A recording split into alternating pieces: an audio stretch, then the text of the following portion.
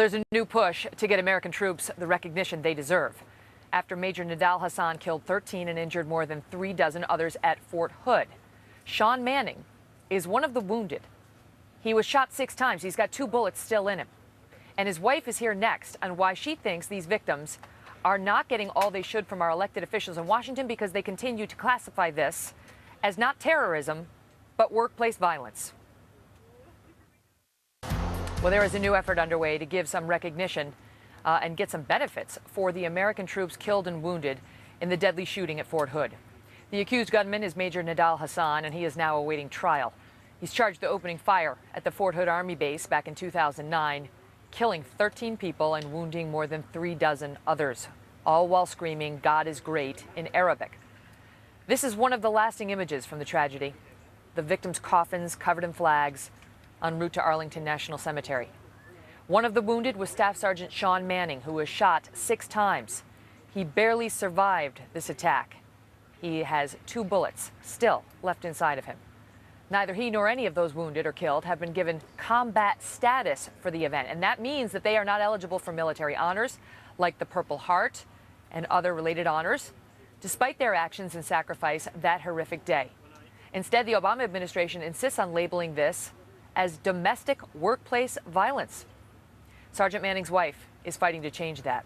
Autumn Manning joins me now by phone. Autumn, thank you so much for being here with us. And I know this has become a real cause for you because as we sit and watch Major Nidal Hasan on trial, collecting $6,000 a month because he's still on the federal payroll, your husband is not getting the benefits that you believe he's entitled to because they just will not, they won't classify this as terrorism. They say it's workplace violence.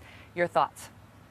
My thoughts are, for one, the American people need to know that, our administration has twice threatened to veto the Purple Heart bill on combat status when it comes before Senate. People don't know that it sat in Senate for 2 years.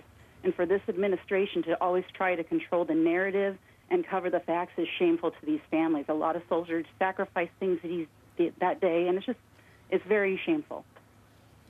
Why wouldn't they do this? You are not the only one who's objected to it. We've had lawmakers from Joe Lieberman, an independent, to many Republicans come out and say this was clearly terrorism. The guy was conferring with a known terrorist before the attacks. What is the reluctance, as you understand it, to designate it as terrorism?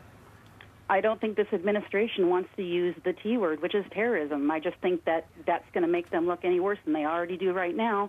And a lot of the victims felt even worse when they saw what was happening in Libya because we can relate, and that was a feeling that we have. I know that the president came and he visited with many of the victims of this tragedy.